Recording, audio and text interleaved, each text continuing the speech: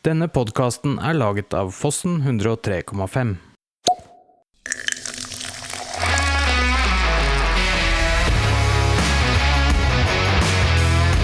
Spis, en podcast om mat for hele Ringeriksregionen. Ny uke og ny episode av Spis, og denne uka har jeg gledet meg litt ekstra til. Det fordi dagens gjest en person jeg har oppdaget at jeg har ganske mye til felles med, og som fremdeles et litt ubeskrevet blad sånn rent lokalt. Det kanskje ikke så rart, for han har ikke bodd her like lenge som mange av de andre mer beskrevne bladene. Men så det en ulempe, særlig for meg med dagens episode, og det at den må foregå på engelsk. Det helt enkelt fordi dagens gjest, mann med det kuleste navnet Tim Steinhardt, australier, bosatt i Hole. Nå snakker Tim absolutt ålreit norsk, men jeg tror allikevel det bedre at dere lever med min stotrende engelsk i akkurat denne episoden. Men nok småprat, vi skal straks høre masse om hva Tim driver med, men først dette.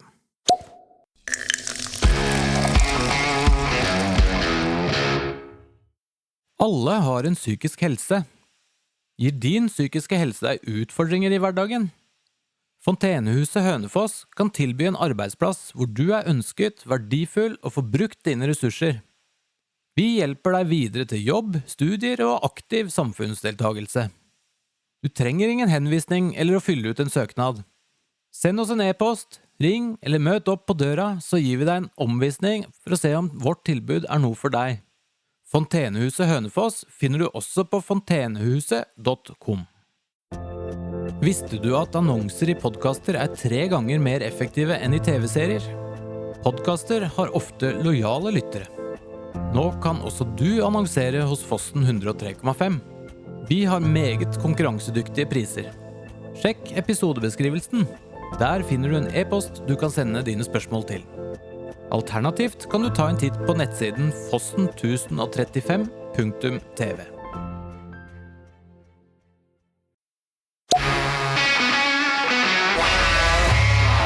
So finally we get to do an episode in English, and it's not something I've been looking forward to, but I have been looking forward to having Tim in the studio, and you've come all the way from Australia, and but why? Like most men, it starts off with meeting a Norwegian woman. Exactly, like this fair, blonde, smart Norwegian. Yeah, exactly. Beautiful. Exactly. Intelligent, smart, all that stuff. We met in Brisbane. She was studying university, and we just hit it off. And then the time came when her visa ran out, so she had to make a decision to stay in Australia or come back to Norway. So we were basically tossing up what we were going to do with that situation, and then during the time when I was getting close to making the crucial decision, we had a huge flood in Brisbane where I was living and working. So the restaurant I was working at got destroyed. So then I was left without a job, and that basically made the decision pretty simple. So we moved to Norway, and then the rest is history. So you were working as a chef in Australia before? Yeah. I'd been working as a chef for 6 or 7 years. So I started to sort of climb the ladder and start to really think that now things are happening, all the hard work or not all the hard work, but the apprenticeship and the training and things are starting to pay off. And now I'm getting to head chef levels of really good kitchens and kind of getting ready to make the next move of buying a restaurant or something like that. And then that all got turned upside down with the flood. And then coming to Norway, it wasn't necessarily starting from scratch, but it was kind of a bit starting again in a way, but that was quite exciting as well. Moving to a new country and completely different opportunity and whole new culture and people and the way things are done so that was actually quite a good experience and a learning curve. Of course, and quite different produce, I would imagine. Yeah, at least have to be a bit more seasonal in Norway, which in Australia we really don't. It's one season. Basically, you can get fresh stuff the whole year, fresh meat, fresh veg, everything is fresh. Exactly. So that was a little bit more something to think about in Norway. You have to be a little bit more seasonal. Of course, these days with technology, it's fresh meat and things, it's available. But it is something to think about at least, which was kind of cool as well, because when you're training and you're watching all these French cooking shows and things, it's all about seasonal, this is in season now, this is that. We need to pickle things, we need to dry out meat to get through winter, all these things that I'd basically never done. So that was a whole new part of cooking as well. When you've been working for a long time and developed a lot of skills and things, and you kind of start to think you have a good grasp on food in general, and then you get forced into a new situation, and then you figure out that you've only been touching the surface of what's available and what you can actually do in a kitchen. That's kind of the same in any occupation, isn't it? You sort of think you got the whole thing figured out. It just turns out there's a lot more to learn. Yeah, exactly. But that's interesting as well. I have to keep on going with new things as well to keep on interested in stuff. I can get bored quite quickly if I'm just doing the same repetition over and over. So this was a perfect way to just into a new, or out of my comfort zone, and figure out how to make the best of everything. Nothing that puts you out of your comfort zone as much as moving to the other side of the globe. Yeah, and we arrived here in February as well, so it was in the middle of winter, and I liked it. It was exciting. You like to take photographs. I see some of your photographs on social media, and it's often very scenic and often nature focused, and often quite a lot of snow. So you've grown to enjoy the climate. Yeah, the cold is not actually such a problem for me, and the nature, especially where we live out here, is something really special that it's not so common, especially in a big city, of course. So when I'm taking some photos of the products or just what I'm doing during the daytime, that's always consciously in the back of my mind about the surroundings, and I think it's important to capture that a little bit because it's quite special, especially during the winter with the snow. And especially in the workshop, if I'm welding and there's a lot of sparks and heat, but then just 5 or 6 meters away on the edge of the workshop, it's -10 and snowing. It's a really, really special thing, and I try to capture that as good as I can. Yeah, you do a good job at it. We'll have to get back to that welding part, because that's a keyword. But before that, so you flew over here. It was cold. You got adjusted in every way, and you started working. But so how did you get on with that? First of all, I need to have a visa to come here from Australia, of course. So that was the way to get that, was through a skilled workers permit, of course, being a chef. So I needed to get a job before I came here, part of the requirements. So my wife, a friend of a friend kind of thing, had a hotel in Larvik. So we managed to sort out something with that, where I would go and run this kitchen in the hotel. So that was the first job I had, and I was there for 6 months. And then my wife, or girlfriend at the time, was living in Oslo, so I was transporting back on my days off and a bit here and there. But it became time where we realized I had to get a job in Oslo. So a little bit lucky as well, with some help from my wife's friends that had heard of some chefs looking for some help. So it happened to be Centralage in Bislett. It was run by Andreas Wistad, celebrity chef at the time. Yeah. And that was quite funny because I'd been watching him on TV. He actually was he made those English cooking shows. Yeah. So I'd been kind of watching that, preparing myself for Norway. And then I went for an interview at St. Lars and had a trial, and they were like, yep, if you want the job, it's yours. So of course I said, yep, I'll take it. And that was actually using a charcoal grill with, at that time at least, it was, or still is too, a good reputation for meat and grilling. So that was a really cool job. And then one day, Andreas Vista just come in the kitchen and started talking. And I was starstruck, actually. And I didn't know what he was doing there, because I didn't know he owned the restaurant. Oh, you didn't know? So I was a little bit confused, but he didn't. I was working on the grill that day, and he did.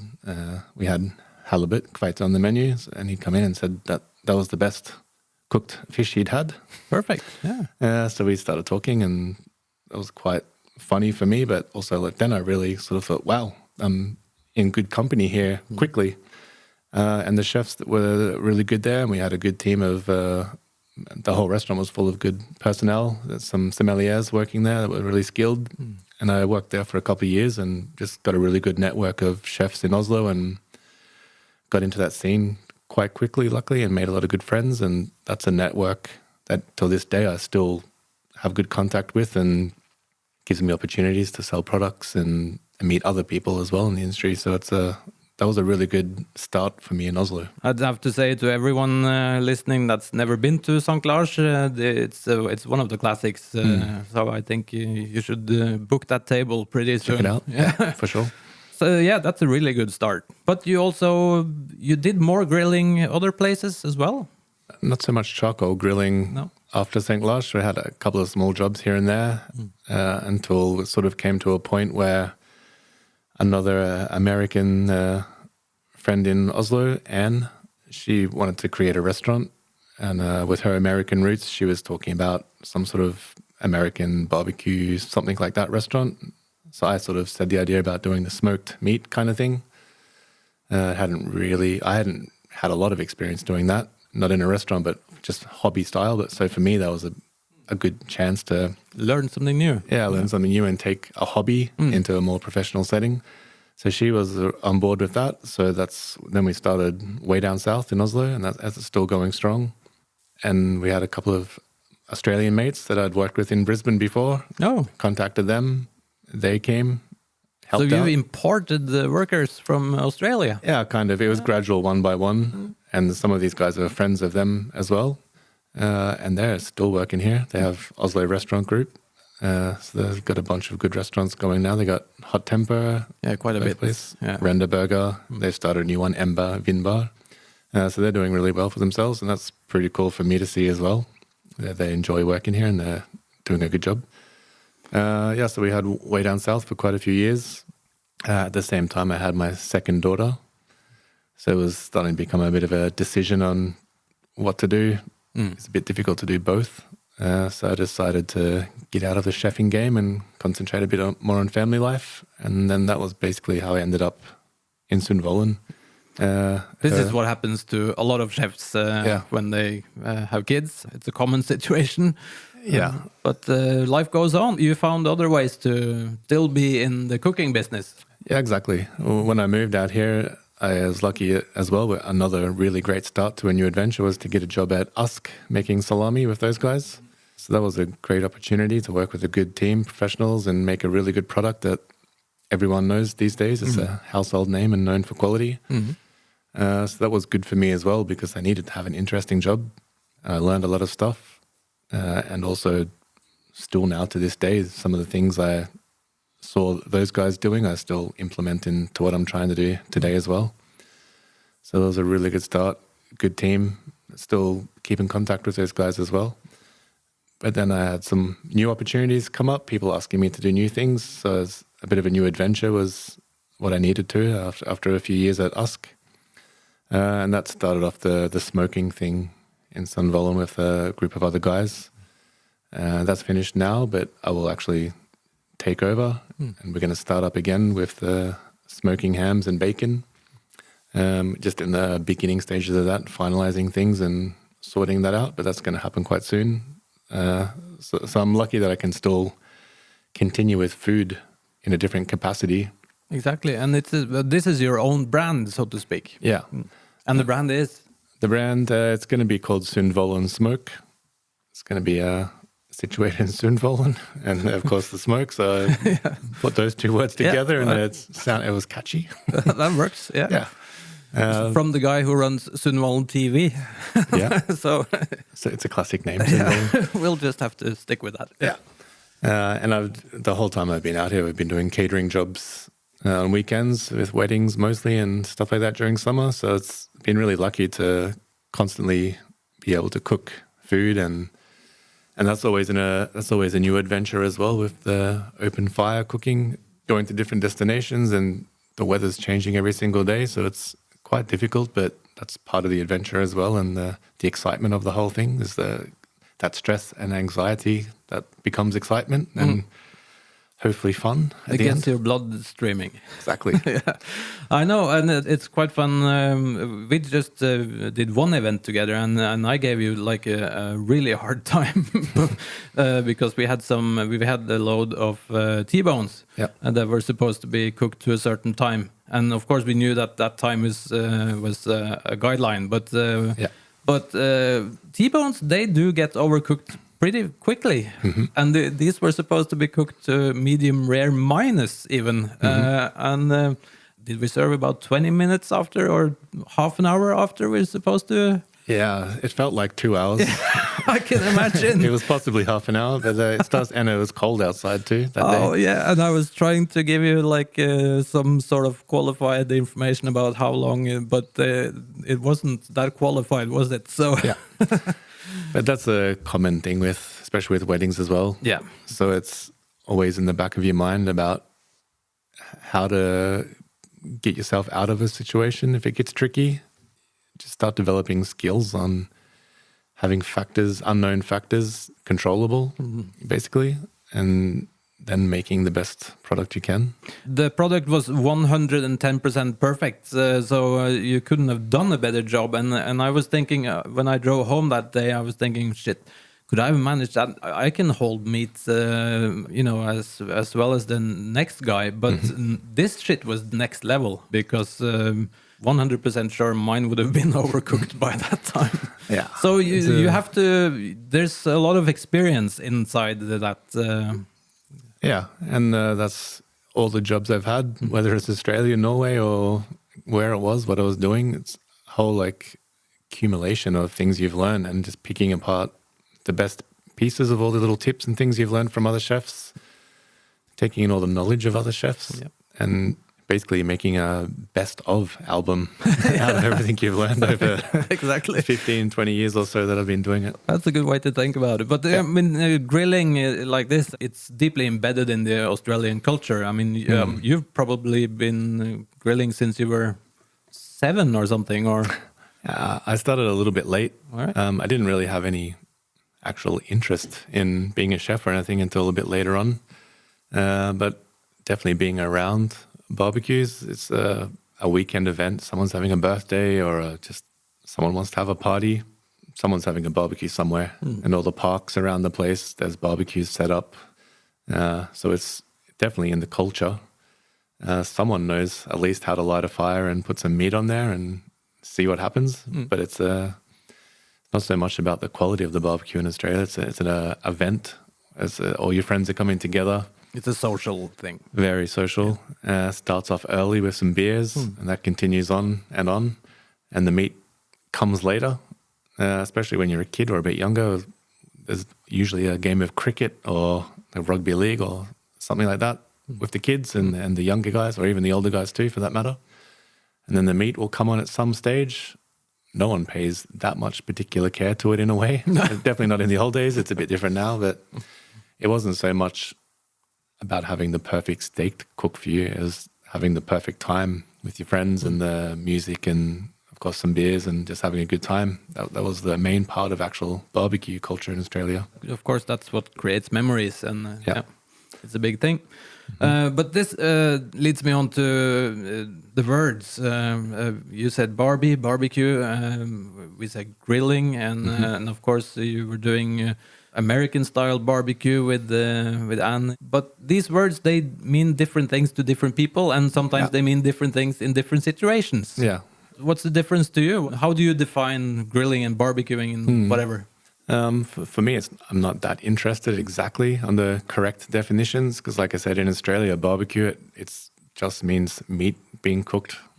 It doesn't even have to be fire, of course. It can be a gas barbecue, but it's cooked meat, basically. Yeah. Whether it's smoked or grilled or however you've cooked it, the barbecue is the event, not the food. So for me, I'm not that so interested in people arguing if this is being grilled or smoked or what it is, but for sure, American-style barbecue is usually smoked.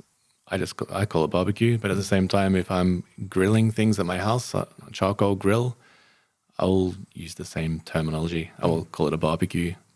Maybe I'll say grilling meat apart from smoking meat. But for me, barbecue it's not one definition. No. And I think a lot of people actually agree with that. Some people just like to be argumentative on it. I know. I have to admit, at some point I was one of them, but I've sort of grown old enough to be a little bit more relaxed about these things. You know, it's about the event, and it's about the food, and it's about the people, and that's the thing. Really. And I also think the best combination is actually to smoke some meat and grill some meat at the same time. So then it's a barbecue. It's definitely a barbecue. There's no doubt about it. Yeah. As well, there's just so much different ways of cooking food these days, and so many ways of experience a piece of meat cooked in so many different ways. So I would just say experiment and call it what you think is the right word for it. And the most important thing is the product in the end, not what you're calling it. Exactly. Talking about products, Sundvolden Smoke, the plan is 2 key products, isn't it? And that's the word smoke sort of reveals that it has to do with low temperatures and some hours in there. Yeah, so we have a 1,000-gallon smoker. So it's gallons and liters is how do you? Ooh. You don't remember? I don't remember myself. Yeah, I don't want to say the wrong thing. Someone will get upset. Well, you can Google it. Everyone listening, you just Google it. Yeah, it's big. It's really big. It's big. It's 7 meters long. Yeah, so that can give you better idea of how many liters it is. It's a big smoker, so it has a big capacity, of course. By definition, it's barbecue, using proper chunks of wood to generate the heat and, of course, generate the smoke. So we will be making hams and bacon, and both slow brined, equilibrium brining. So they're put in a vacuum bag with the exact amount of salt to each piece. So the consistency is as close to 100% as it can be.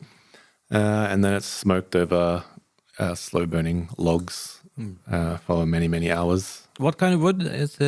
Well, we are just using oak. Yeah, it's a Norwegian oak as well from farms around the place. Yeah. But the possibilities are of course kind of endless. Lots of people using fruit woods and nut trees and all sorts of stuff. Oak is probably one of the easiest thing to get hold of. Oak and Bruk. Yeah, Bruk is the easiest for sure in Norway, but the oak it's burning much more consistent. Yeah, so that's important for this kind of style of cooking, is a consistent slow burn. So you can use a bunch of different stuff, but oak's sort of available. But there's farmers around that have plenty of oak and cutting it down and actually sorting it out. So it's around if you need it. And it has a distinct flavor. Yeah. And it's one of the most important things is controlling the fire to get the right flavor. So that's actually quite important.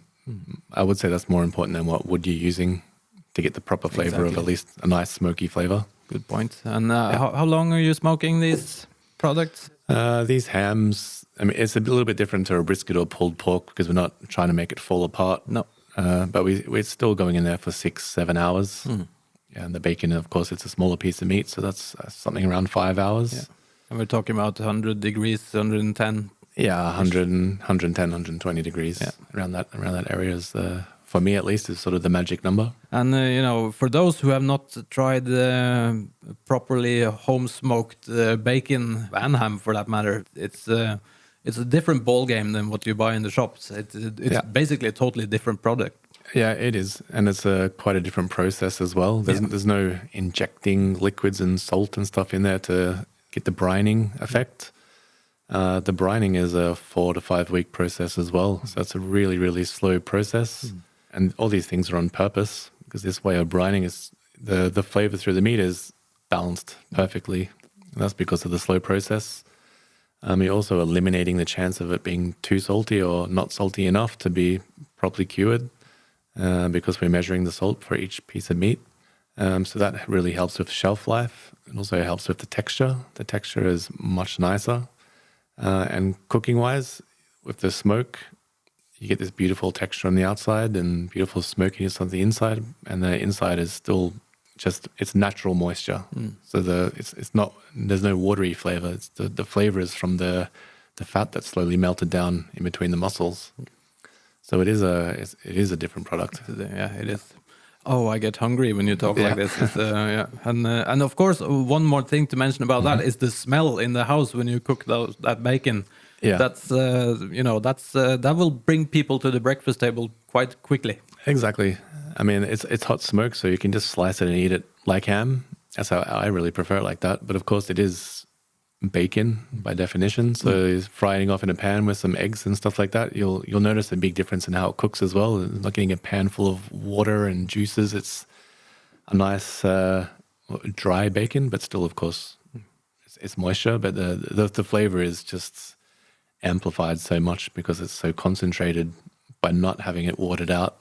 So it's a sort of product that if you haven't tried before, at least try it from somebody. Doesn't necessarily have to be mine. I'm not trying to There's make a not sales that many pitch, but people around doing it, so no. But there is it's night and day actually. it is. Yeah. I think we all should look forward to getting this product out in the stores, and hopefully it's not that long until that can happen. And of course, you're selling mostly to hotels and restaurants, so it won't be we won't find Sundvolden Smoke next week sliced in kiwi, but unfortunately not. No. But of course, the plans in the future are to make it for the people, available for everybody. Yeah. But there's a lot of things to think about in this kind of thing with logistics, packaging, and all this kind of thing. So start off with restaurants and hotels and get the momentum rolling, and then we just expand slowly from there. Yeah. Makes sense. And I know the products are great, so I'm sure that will happen, and we'll be able to source it locally also. For sure. Regular Joes. We're not Joes in Norway, are we? But regular Kjells and Hansen and whatever. Yeah. So, but you also have a little side gig, and it's still related to food, but it's a totally different craft. Yeah. So before I was a chef, I was working many different jobs. When I finished school, I had really no idea what I wanted to be. Either play in the NBA as a basketball star or be a rock star in a heavy metal band. Neither of those two worked out. So I figured it out pretty quickly. I had to get a real job. But some of those jobs, creating or always building or doing something like that. So I did have steelwork experience before I became a chef. But I got back into that from being in Norway and starting to get catering jobs, and they were getting bigger and bigger. And I just didn't have the equipment in Norway, or it wasn't really available, or at least readily available. So I sort of basically had to say to myself, if I want to make this bigger and do bigger events, I'm just going to have to make my own equipment. Exactly. So that's basically what happened. I got some steel and a welder and built some things in my garage. And then a couple of people saw the things that I'd made, and they wanted something similar because they were getting into barbecue and thought it was interesting. So I made a couple of grills for different people, and then friends of friends that had a grill, they wanted one.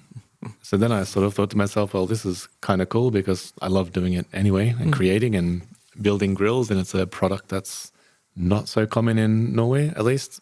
So then I basically just got myself a workshop, started to invest in equipment and tools, and now it's a full up and running workshop and selling grills all around Norway, and restaurants are really getting involved in charcoal grilling as well. It's starting to take off, so I have some pretty cool projects with some good restaurants around Norway now, and future projects as well in the making. So that's been a really good way of me of expressing creativity and just keeping my mind occupied. And all the grills are custom built, so a lot of the grills are different to each other as well. So each grill is a different level of thinking and just figuring out how to get things looking really nice and the practicality as good as I can possibly do as well. And it's I try and put the same effort into whatever job I'm doing. It's try and make the best of the best. Exactly. So that's something I work on every single grill as well. Every new grill is some small idea or some small change that I want to implement and see how it improves the grill. And that's taking off as well. Or taking off, but slowly, just gradually building and building and building. And the grills are getting a bit more bigger and just getting out there. Actually. Yeah, because this is not your regular backyard grill, really. They are high-end animals, so to speak. Yeah, they're all running on charcoal or wood, but charcoal grills. Mostly they're in this Santa Maria style, so the grill racks are all adjustable up and down, so you really have different temperature zones for your grilling. So it is, in a way, a little bit advanced techniques, but I mean, anyone can use one, of course, but you just really open up a whole new world of grilling. And that's one of the exciting things for me as well, is actually seeing these guys take the grill that they're just used to cooking on, maybe a gas grill or possibly charcoal as well, but just one level as a classic barbecue is. And just getting feedback from those guys that they just become addicted to grilling stuff now. So that's really cool for me, because I'm not trying to just make products to make money. It's You're changing their really- lives. It's a big thing. Yeah. Just the excitement of seeing people get into something that I'm excited about as well, I think is really cool. I think we have to, in the episode description here, we'll have to link to your Instagram or something so you can see those grills, because they really are beautiful. And, and I want one, but I'm afraid I probably can't afford one. They're rather expensive, aren't they? Yeah, they are expensive. And that's not because I'm trying to get rich. It's just the material costs, especially Steel, lately. yes. Yeah, they're all, I mean, it's stainless steel. It's all thick. They're over-engineered, I would say, by definition, but they're basically lasting a lifetime. It's not the grill that ends up in the rubbish after a couple of summers. So I see it as an investment. Correct word. Yeah, and also for me, I try and make them look as good as possible. So it's kind of, I feel like I'm trying to create art for people as well, in a way. To have in their backyard is something where people come to your house and see this beautiful grill, and No one's going to see those grills and be, sort of not influenced by it. yeah, exactly. For me, I don't have a grill of myself, to be honest. I've seen what you ship around, and it's I've borrowed one from you on occasions, and it's But this is the thing: you can make great food on pretty much anything, so you don't really need it. No, you can, like you said, as long as you have some fire somehow and a piece of meat, you can cook it. This way is just a way of upgrading your game. And of course, there's a level of precision in anything to make it perfectly, but this is definitely a tool that you can use to help with that. And especially in the restaurant scene, I mean, they're all built to order, like I said. They can be as big as you want, but it's high capacity as well with the way they're designed and set up. So you can really cook food for a lot of people on these grills too, which is not possible on the sort of classic standard one-level grill. No, exactly. Yeah. So it's a different ball game. No, but they really are beautiful. Check them out, watch the links, and share it, because they are beautiful. But anyway, so grilling, I think the last subject we have to touch on is sauces. We could be here all week talking about food and grilling, etc. But we have a schedule here. So you do also make quite a bit of sauces, and you have been doing for some time. And are they all related to grilling and barbecuing, or? Yeah, in a way. They don't necessarily have to be barbecue sauce for putting on something. No. I mean, sauces, for my definition, can easily be salad dressings and a dip for bread or something like that. Yep. For me, they're all a little bit the same. And I think if you're getting into grilling or barbecuing and things like that, the natural stage is to make your own sauces and rubs. And it's quite easy to make. The only thing that's is different to a normal guys to the guy that sells millions of bottles is just balance of flavors and figuring out small details that make your sauce better than the others. But in theory, I mean, you can make sauce at home very, very simply, and that's another branch of grilling and creativity to start nerding out on. And as long as you have a few basic ingredients, you can start to make a sauce, and then you can develop adding small things and match it to other things, Exactly. other elements, etc. Yeah. Exactly. You start thinking about what food you're intending to put it on, and you can start to specialize a sauce for pork spare ribs. You can specialize a sauce for a brisket, specialize a sauce for hot dogs, for that matter. So really, there's possibilities are endless. There are more to life than Idun ketchup. There is. Yes. And that's a great ingredient for a lot of sauces anyway. It is actually, though. Ketchup is it's a good base ingredient to start off with.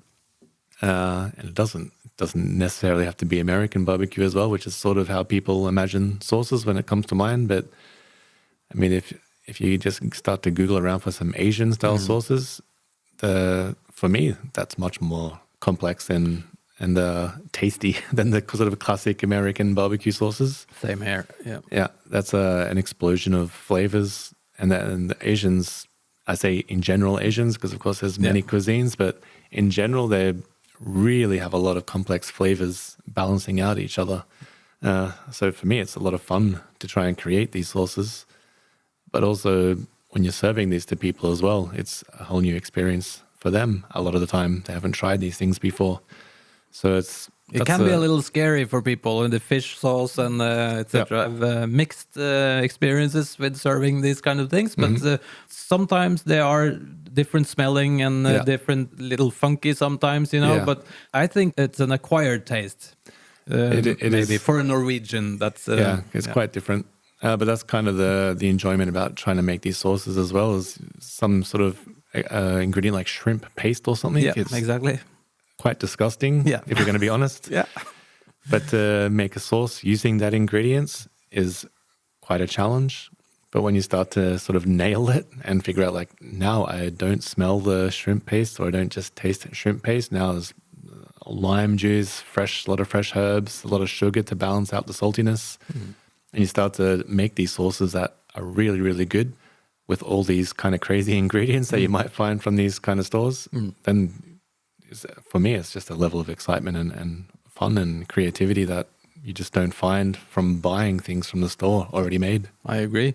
Actually, when you mention it, I have to mention that just about a week ago in this channel's Facebook group, we dropped a recipe for some Thai crab sauce that includes like a chili paste with this funky shrimp paste and etc. And it's that's a good place to start. If you now think this sounds interesting, but you feel unexperienced, have a look at that one. It's really easy to make. The ingredients are easily sourced locally, and it's different and it's really tasty. So for sure, I can imagine.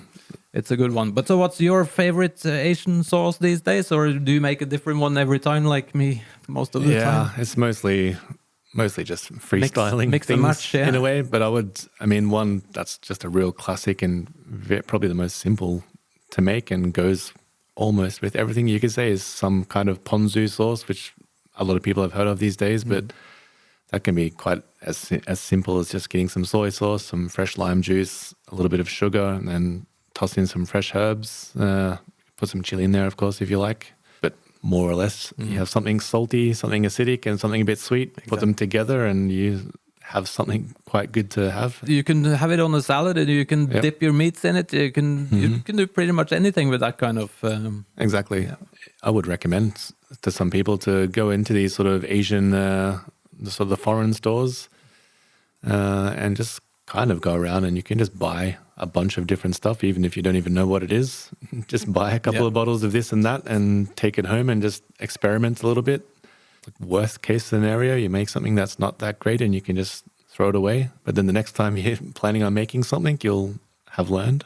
And then it doesn't take long to have something that's quite enjoyable. And it's just a completely different way of serving food to people when you've made it yourself. Totally agree.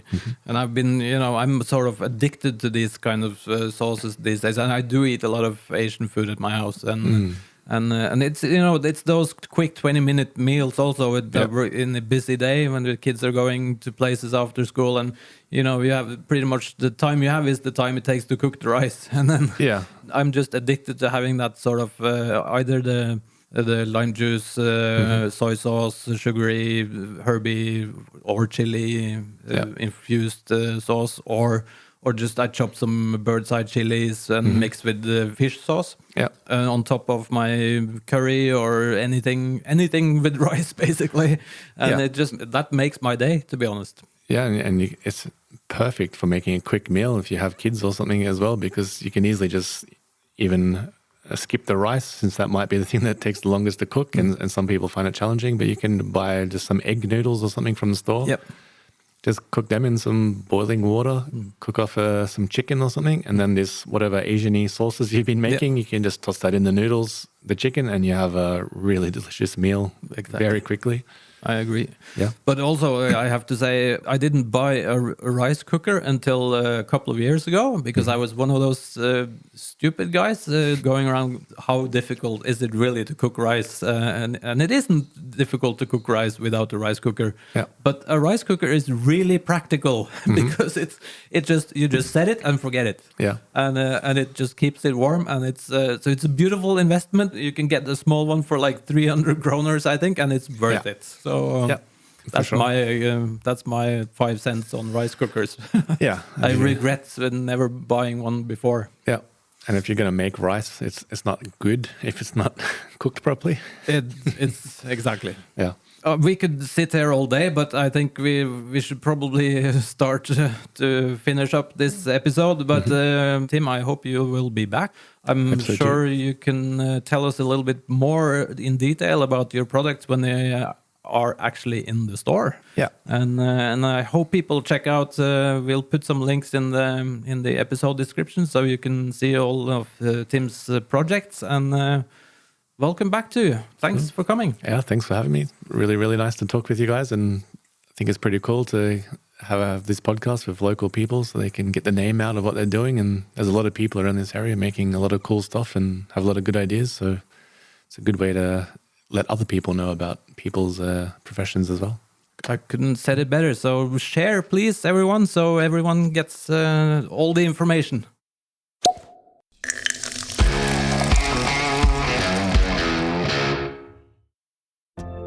Visste du at annonser I podcaster 3 ganger mer effektive enn I TV-serier? Podcaster har ofte lojale lyttere. Nå kan også du annonsere hos Fossen 103,5. Vi har meget konkurransedyktige priser. Sjekk episodebeskrivelsen. Der finner du en e-post du kan sende dine spørsmål til. Alternativt kan du ta en titt på nettsiden fossen1035.tv.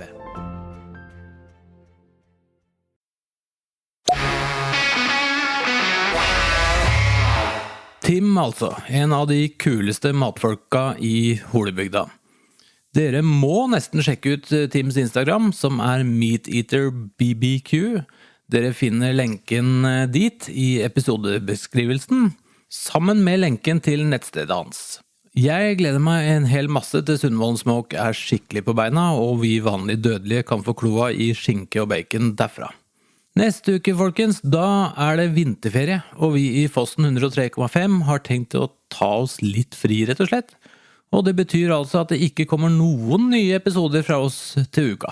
Men vi selvsagt tilbake I det øyeblikk vinterferien over. Og da kommer Håvard Rustad hit til spis, og vi skal snakke om veikror, jakt, kjøttkaker og selvsagt hvordan det å drive en familiebedrift I 3. generasjon. God vinterferie, folkens. Spis noe godt så lenge, og på gjenhør om en god uke.